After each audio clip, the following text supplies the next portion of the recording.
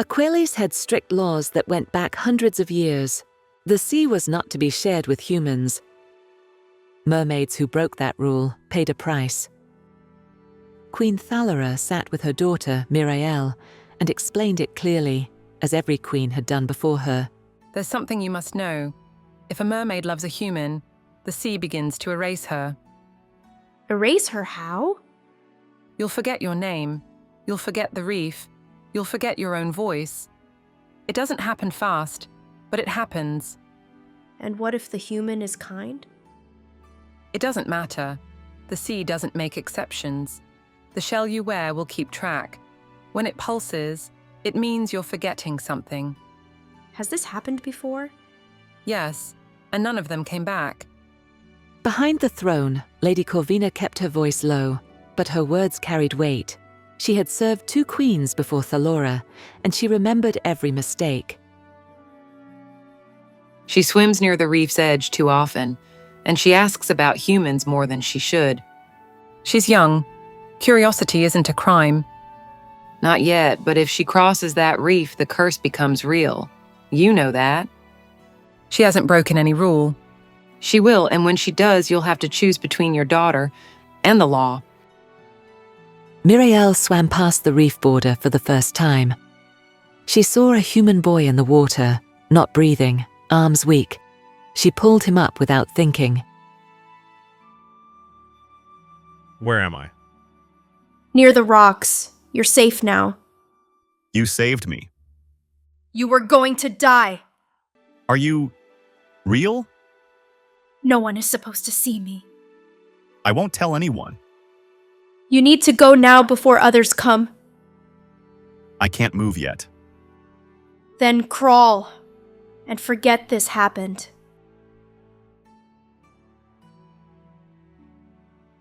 Mirael didn't think anyone saw her. She swam back with the shell in her hand, heart racing.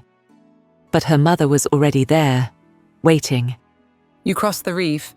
I had to. He was drowning. You touched a human. And now you carry this. It's just a shell. No, it's the cursed one. Do you know what this means? I saved a life. And risked your own. The curse has already started. You've marked yourself. Then I'll deal with it. You won't get the chance. I'm keeping you in the deep chambers until we undo this. Mirael pressed her ear against the coral wall. She recognized Corvina's voice first, then the guards who always stood outside her chamber. She's not just curious anymore. The shell has chosen her. We must act. The queen hasn't given orders to harm her and She's hesitating. If Mirael slips away again, the whole reef could be cursed. Tomorrow night, move her to the Forgotten Reef. That's where the abyss currents run. Exactly. Let the sea carry her away before the queen changes her mind.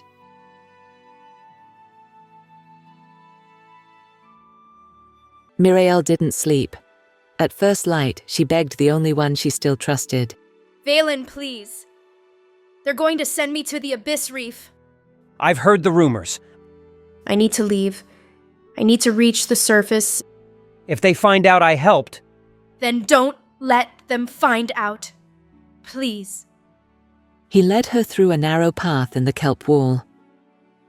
A hidden stream pulled her upward. She fought to hold. Maren stepped onto the sand before sunrise. She spotted something by the rocks and froze. It looked like a girl, but her skin shimmered, and something was glowing near her neck. What? What is that? The girl didn't move. Her body was limp, half buried by the tide. The glow faded. Maren took a step closer. You're just a girl, aren't you? She leaned in. The girl's lips were pale, her body cold. I don't know what you are, but you need help. The girl woke up by afternoon. She didn't speak. When she tried to stand, her legs collapsed. Her movements were strange, like she wasn't used to them. You're safe. You're in my home. Water. She pointed to her neck. where a strange shell hung under her shirt. Maren didn't ask questions. She kept the girl warm and quiet. I can't call you girl forever. You fell from the sky, didn't you? That'll be your name. Emery passed the old cottage on his way back from town. He glanced up and stopped. A girl was sitting inside, wrapping her hands around a cup. He stepped closer. It's her. He looked again. Same eyes. Same stillness. He didn't knock. He just walked away, breath short, memory rushing back. Emery showed up with a bag of fruit and a clumsy excuse about helping with errands. Maren let him in. Sky stayed quiet, but her eyes stayed on him longer this time. Hey, I wasn't sure if you remembered me.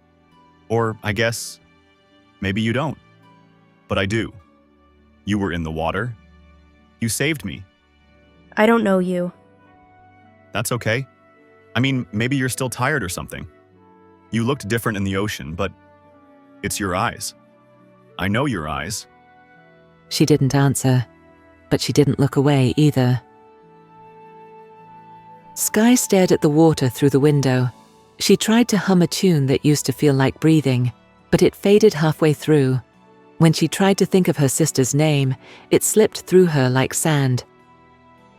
Why can't I remember? She held the shell. It used to shine. Now it looked dull. She traced the cracks on it like they were answers. I'm losing something, but I don't know what. The thread still exists, but it weakens by the day. The more she feels at home above, the more the ocean becomes a myth in her mind. Then what can I do? You must choose. Send someone to retrieve her now, or lose her to the land forever. She's not meant for their world. I'll do whatever it takes. The queen turned, her jaw tight. For the first time in years, she wasn't ruling. She was a mother terrified she'd already lost her child. Children played in the shallow tide. Sky stayed beyond the water's reach. Brintide leaned on a fishing post, watching the shoreline. She doesn't even dip a toe. Sky, help me with the nets. Okay. She turned toward the cottage. Brintide stayed watching. No salt, no reason. Who's this girl? The wind shifted cooler as the sun dipped.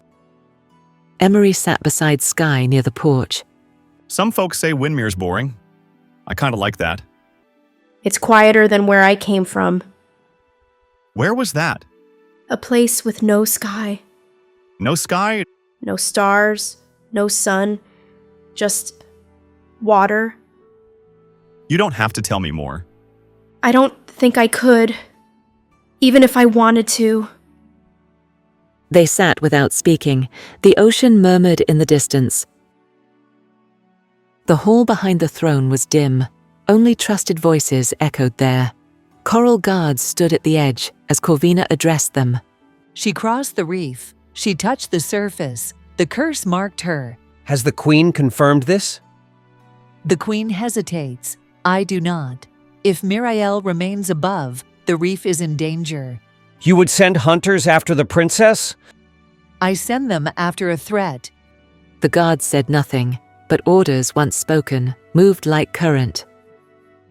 Sky shifted in bed. The wind outside pressed against the wooden walls. A name stirred in her sleep.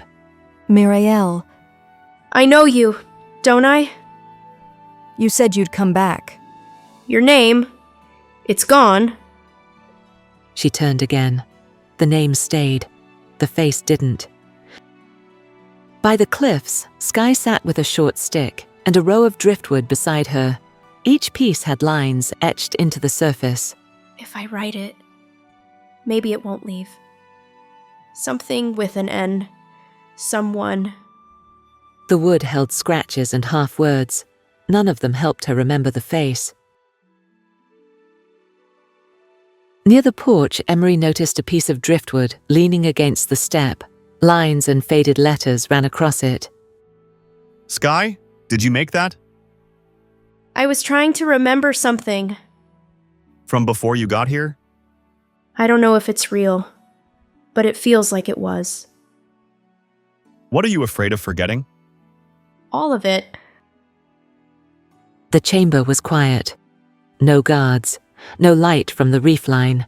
Thalora sat alone near the shell wall, the royal staff untouched beside her. Your Majesty, Windmere confirms sightings. The girl is alive. Leave me. They're beginning to question your silence. Then let them. The advisor didn't speak again. Behind the curtain, the Queen said nothing for a long time. The lower reef passage echoed with steady fin beats. Valen turned a corner and found Corvina waiting, flanked by 2 mermaid guards. Looking for someone? Yes, you. I've done nothing wrong. You opened a current for her. That's treason. I followed no order but mercy. Take him. The guards moved without question. Valen didn't resist. Nimira stood before a tide pool mirror. An old reef elder sat nearby, silent, watching her. Tell me the truth. Did she go beyond the reef? Yes. And no one followed? None who were allowed. Then I will. If you go, there may be no return. She's still my sister. I'll find her, even if the whole sea forgets her. The morning shore was empty. Sky walked alone, closer to the water than she had before. It used to feel like home. She stepped into the edge of the tide. Within seconds, she stumbled and fell. Sky! What happened?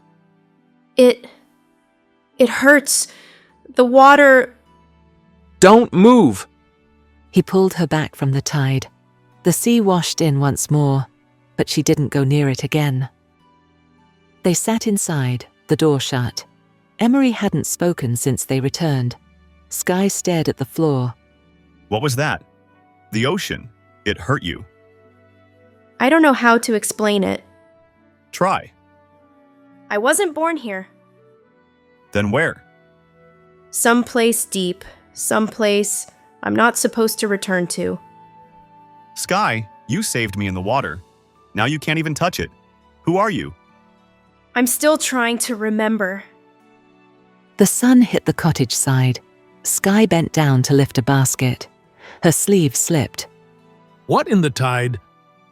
He stood by the fence, just far enough to see. Tiny silver scales shimmered beneath her arm. No land-born girl hides scales like that. He walked back toward the harbor, fast. The street through Windmere felt thinner. No greetings, no waves. She's still living with them. Saw her skin myself. Not normal. At the fruit stand, Emery reached for a crate. The seller pulled it back. We always buy from you. Not today, plows. I can't sell to you. Marin stood at the edge of the stall, saying nothing. They moved at dawn. No one followed. The cliff path curved behind tall rocks, opening to a narrow, dry cove. It's not much, but no one comes here. I didn't mean for this to happen. Doesn't matter now. You stay here till it calms down. What if it doesn't? Then we wait longer. Sky stepped into the shaded corner. The wind above carried nothing but ocean air. Waves cracked below the cliff edge. Brintide stepped into the opening with 2 men behind him. She's not one of us. Step aside. No. You really think she's harmless? I know she's not what you say she is. The town has a right to protect itself. Then protect it from fear, not from her. Sky stayed silent in the shadows. Brintide didn't move. Not forward, not yet. The small boat sat anchored near the southern rocks. Inside the cottage, Sky sat with Marin one last time. If you leave now, you might get something back, pieces of it. And if I stay? You lose the rest, maybe for good. What if I don't remember enough to belong there? Then you'll have to decide what matters more, memory, or the laugh you've made. Sky didn't answer. The tide kept rising outside. The sky was pale. A single head rose from the water near the reef line. Sky stood at the shore, alone. Mirael! Who? It's me, Nimira, your sister. I don't know you. Yes, you do. Look at me. I'm sorry. Nimira stayed just above the surface. The girl she once knew didn't move. Inside Marin's cottage, Sky set the shell on the small table near the window. The room was quiet. The shell didn't feel like it belonged to her. I used to know why this mattered. She left it there and walked to the far corner, without looking back. The hall was empty except for Corvina and a guard. Outside, currents darkened. Windmere defies us. Let the sea take it. A storm, my lady? Stronger, wash it clean. Thalora stood by the coral window, staring out at the darkening waters. Corvina, what have you done? And I cannot stop her. The storm raged. Sky stood at the cliff, spray hitting her face. Sky, you can't survive that. I have to try. The cold struck sharp, but memory followed. A reef, a crown, and a girl calling her name. The waves eased as Sky neared the reef. A figure surfaced ahead, Nimira, waiting. Mirael? Nimira. You remember. All of it. The sea pulled her under. Scales formed. Her tail returned. Beneath the reef, Mirael held the shell in her hand. A thin line split across it. The curse is ending. Not all of it. Half of me still belongs above. The shell broke in two and drifted into the current. On the shore, Emery watched her rise from the waves. So it's true. You were never ours. I am both. Then go. Don't stay for me. She didn't leave. She stayed, watching him as the tide calmed.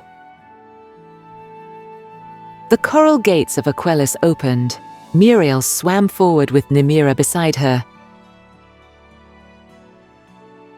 I bring truth against Corvina. Speak it. She forged my betrayal to claim the throne through fear. We saw her command the storm. The hall murmured, tension heavy in the water. Guards led Valen forward. The court watched in silence. I served the crown, not her schemes. She ordered my arrest for protecting the princess. Do you swear this before the reef? I do. Corvina plotted to cast Mirael away. Eyes turned toward Corvina. She said nothing. She stood still as the sentence was spoken. No one moved closer. By reef and law, Corvina is cast into the abyss cells. Let it end here. She turned and swam into the abyss path, alone. No one followed. Queen Thalora stood before the throne. The court stayed silent. I carried this crown through law and fear, but I've lost what mattered most. It belongs to her now. Let her lead where I could not. She turned and left the hall without looking back. Mirael stood before the court as their crowned queen. The hall was silent. I did not ask for this crown, but I accept it. I will rule with fairness, not fear. Aquallis will be more than laws. It will be a home again. In a quiet coral hall, Thalora stepped out from the sealed chamber. Mirael waited. I failed you. You protected me in the only way you knew. Can you forgive me? You're my mother. You never needed to ask. The moon lit the shore. Mirael rose from the water quietly. Just for tonight. Emery stepped onto the beach and saw her waiting. Sky. I still know that name. The shell rose gently from the reef and settled on the surface. It's over now. Mirael swam through the coral paths as the people greeted her warmly. This is how it should be. No distance between crown and reef. No fear, only trust. We will keep it this way. From the reef's edge, Mirael watched Windmere's shore. The sea and land rested in calm silence. We were never meant to choose one world over the other. Now they live as one, at last. The sun sank low, turning the waves gold. Mirael surfaced near the rocks. Emery stood at the water's edge, watching her. You came back. I never left. Not really. So, what now? Now we keep both worlds close. No more walls. You'll go back? I have to. But I'll never be far. With a quiet breath, she turned and swam into the deep, the sea closing gently behind her. Thanks for watching, Diary Gang. That wasn't just a story, that was a memory. Tap subscribe to join the Diary Gang and keep riding with stories that hit different. Cheers!